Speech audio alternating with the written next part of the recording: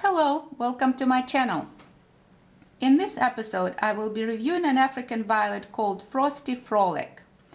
It was hybridized at Lyndon Lyon Greenhouses. I'm not sure about the year when it was hybridized, and I was unable to find information about its registration at the African Violet Society of America. But I do know that Frosty Frolic is a sport of another Lyndon Lyon Greenhouses hybrid called Frozen in Time.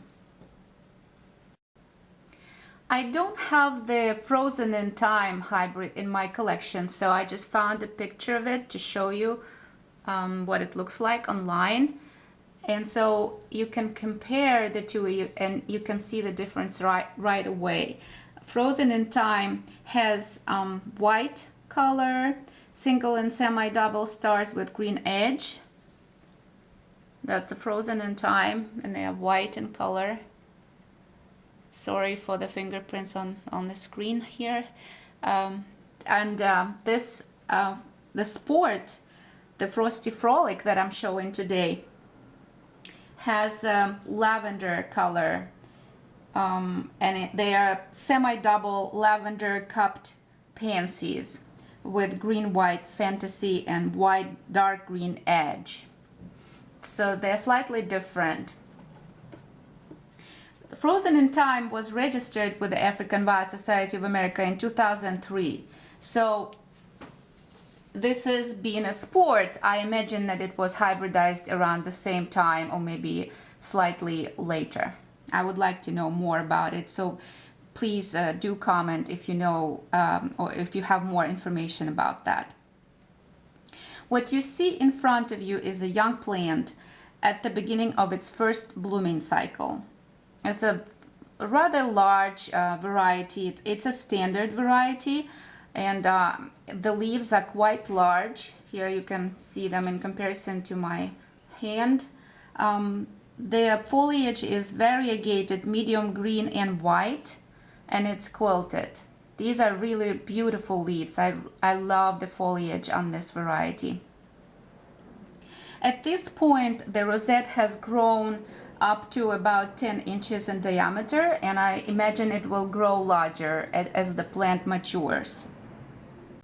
This hybrid has very unique flowers, and the type of the flowers that you will instantly recognize by the color and the shape of the blooms.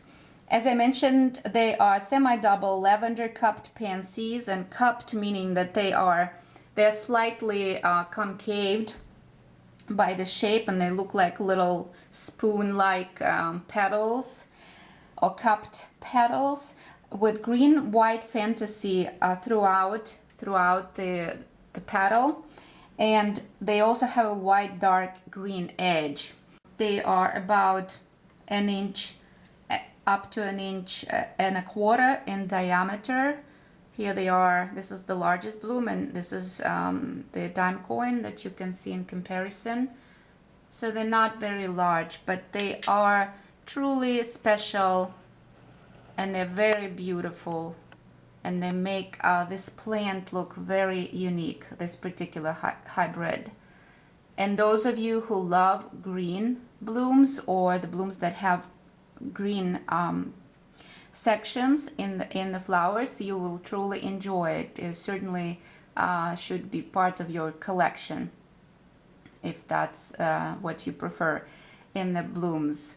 So each stem carries several buds, so we can see up to five to six buds on each stem. They stand tall above the rosette, very strong blossom stems.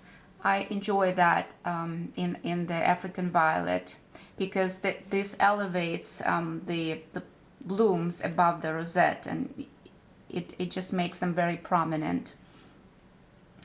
This variety is growing under a combination of LED and natural light on my east-facing window, with temperature set at 79 degrees Fahrenheit and the humidity around 50%. I also run a fan on all of my plant stands to prevent from mildew, to protect my plants from mildew.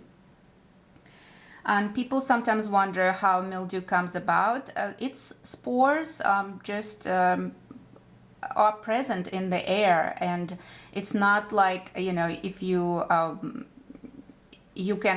don't have any mildew in the house. That's very probably, if you clean it with Lysol every day, maybe that's when you have a mildew-free house. But the spores, which are tiny little particles of mildew, they can be suspended in the air. They can be brought in through the window or through the door when you enter your house. So it's always a good practice, I learned as I started growing violets, to keep the air moving in your house. And if you don't have the central AC, you can put stationary fans around your plant stands, and that will help combat mildew. So this is grown also on a wick, just like all of my other African violets. It has some mild weak dosage of fertilizer in the regular dechlorinated tap water. And the fertilizer is a balanced fertilizer that has equal ratio of NPK, or nitrogen, phosphorus, and potassium. So here it is again, Frosty Frolic by Lyndon Lyon Greenhouses. I hope you enjoyed this plant. I love it, and I love having it in my collection. It's one of my most favorite varieties, even though it's hard to tell which one I like more. They're like children, so you like them equally. So thank you also very much for watching, and I hope to see you again at the next episode of my African Violet Reviews.